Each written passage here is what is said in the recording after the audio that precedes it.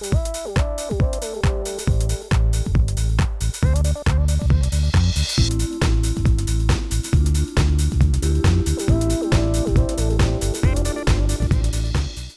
with people who are morbidly and super obese, people who have lived their whole lives, many of them with a problem, that is, in most cases fundamentally of behavior, and you think these people have the most difficult behaviors to change. But our observation is that it's not primarily a problem of motivation. So people are motivated to not die. There's nothing more fundamental to being an animal alive than to avoid death.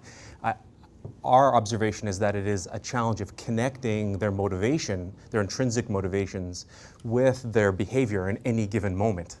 And so, there are these teachable moments that you often have in healthcare, and you're standing in your doctor's office and something happens and so on.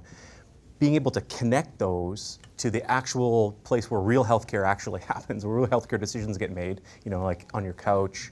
Am I going to get up and go for a run? Am I going to buy that sugary cereal in the grocery store? This is where people make really important decisions. These are really important behaviors.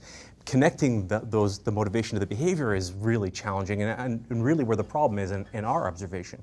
And so, I hear what you're saying about people having these sort of catastrophic life moments, and their motivation, is very high, but they also have this opportunity to go out and discover the things that they need to do.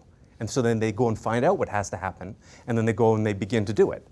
Whereas most people who have chronic conditions actually don't really offer that opportunity. They don't know how to readjust their life. They're living the life of a person who's got a fridge full of sugary food, and how do they change their life? They don't know what to do exactly.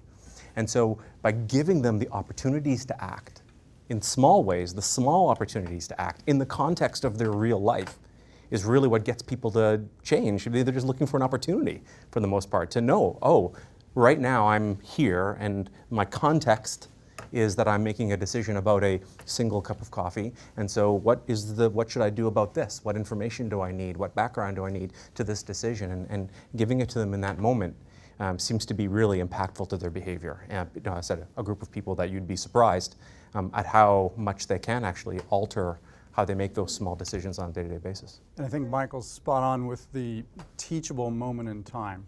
But what's awesome is this is the first moment in history that we're actually able to reach the patient, the person, in that moment in time, mostly because of technology. So we've always known, and we see it in the reality TV shows, if you go on like The Biggest Loser, if we give you a team of amazing people that can be with you every moment of the day and say, here's the food you should eat right now, and here we should go run right now, and here's what we should do, to manage all the things that we're making a decision on each day, we know that we can change your behavior, we know that we can change your body and the outcomes. For the short term. Unfortunately, that's not scalable, right? But with technology, there's two things we can do now. With the world of connectivity, as we've entered into this mobile internet tsunami, we can now be with you in the moment where you are. While I agree with everything you said about putting information with motivation, if we take a group of people who are the most highly educated healthcare consumers, we take physicians, for example, and I will say this, I know it's being recorded, I'll deny having said this. Doctors are people too. So if we look at the health behaviors of physicians, if we look at the Physicians' Health Study and the Women Physicians' Health Studies, there's still 4% of physicians who smoke. And while anything I say about medicine, you can find an exception, the only thing that there's no exception to is that nobody should be smoking cigarettes. All right, so that's 100%. Everything else is negotiable. There are probably, I don't even know the percentage right now, but the last time the Physician Health Study was done, there were 40% of physicians who were overweight. So physicians reflect your normal demographic. That is not an information gap.